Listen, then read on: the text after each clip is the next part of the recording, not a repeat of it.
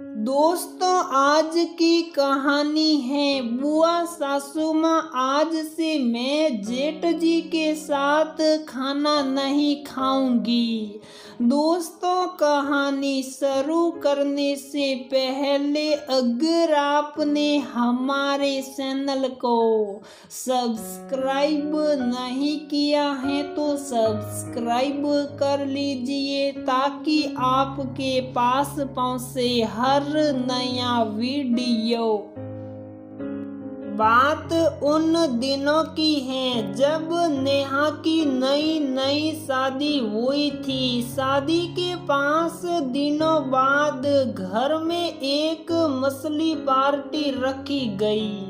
घर के करीबी रिश्तेदार ही रुके हुए थे, बाकी सभी शादी के दूसरे दिन अपने अपने घर लौट चुके थे। शाम में डिसाइड हुआ कि रात के खाने में मछली बनेगा। मछली का नाम सुनकर नेहा बहुत खुश हुई क्योंकि उसे मछली बहुत ज्यादा पसंद था, पर किसी को अपनी खुशी जाहिर नहीं होने दिया। अब नई नवेली दुल्हन जो ठहरी, रात को तय मुताबिक सब खाने वालों के लिए फिश बनाया गया। कुछ लोग शाकाहारी थे तो उनके लिए शुद्ध शाकाहारी खाना बनाया गया। उसमें से नेहा की जेठानी भी थी जो बचपन से ही कंठीधारी थी। नेहा को एक आस थी कि उनके साथ बैठकर फिश का मजा लूंगी, पर मजा ही रह गया। अब ननद की छोटी छोटी बेटियों के साथ ही नेहा को अपने लजीज खाने का लुत्फ उठाना था। सब पुरुष वर्ग के बड़े ने खाना खा लिया था। अब नेहा और बच्चे लोगों की बारी थी। नेहा कब से अपने खाने का बेसब्री से इंतजार कर रही थी कि कब चावल और मछली का मजा लूंगी। तभी सासू माँ की आवाज नेहा के कानों में सुनाई पड़ी, बहू अब तुम भी सब के साथ बैठकर खाना खा लो। ननद की बेटियों के साथ नेहा भी उस स्थान पर गई जहां सब ने खाना खाया था। दरअसल नेहा के ससुराल में नॉनवेज खाने और बनाने के लिए एक स्थान होता था जहां थोड़े से जगह में बैठकर खाने का मजा ले सकते हैं। नई नवेली थी तो घूंघट भी थे। अब घूंघट के अंदर से कहाँ कुछ दिखने वाला था। नेहा जाकर जमीन पर बिछे चादर पर बैठ गई। बैठने का सिस्टम भी कुछ इस तरह से था कि एक ही चादर पर एक दूसरे के ऑपोजिट बैठना था। नेहा भी बिना देखे जहां जगह दिखा बैठ गई। खाना परोसा गया। नेहा फटाफट लग गई खाने में।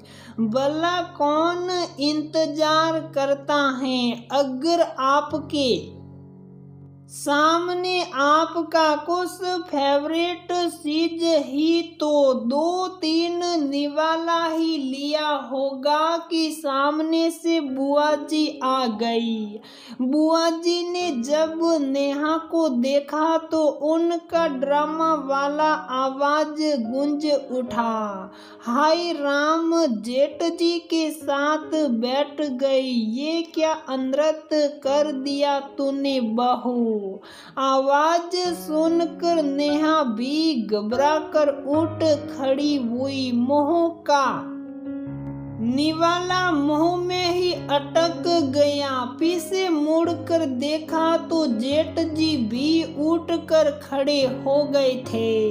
वह यूं कि जेठ जी कहीं गए हुए थे, इसलिए वो लेट से खा रहे थे। वो भी खाने में इतने मग्न थे कि उन्हें भी नहीं पता चला कि पीछे कौन आकर बैठा है। बुआ जी की तेज आवाज से सभी भाग कर आए। सासू माँ भी घबराते हुए पहुंच गई और फिर कहा, क्या हो गया उमा? बुआ जी का नाम। भाभी देखिए अपनी नई नवेली बहू को कैसे जेठ जी के साथ बैठकर खाना खा रही थी। जेठ के शरीर में कोई टस करता है क्या? इतना भी नहीं सीखा है क्या बुआ जी? बातों से नेहा की आंखों में आंसू बहने लगे, जो सासू माँ को दिख गए। फिर उन्होंने बोला, उमा बहू ने जानबूझकर थोड़ी ना गलती की है, वो तो अनजाने में हुई है। इसमें इस बेचारी की क्या गलती? एक तो उसके घूंघट और ऊपर से अभी 2-4 दिन ही तो हुए हैं। आकर उसे क्या पता होगा? आप बिना खामोखा बेचारी को डरा दिया। फिर सासू माँ ने कहा, जा बहू जा, बैठ जा और अपना खाना खत्म कर। मैं विनोद जेठ जी को कहीं और बैठने बोलती हूँ। फिर सभी अपने अपने कामों में लग गए।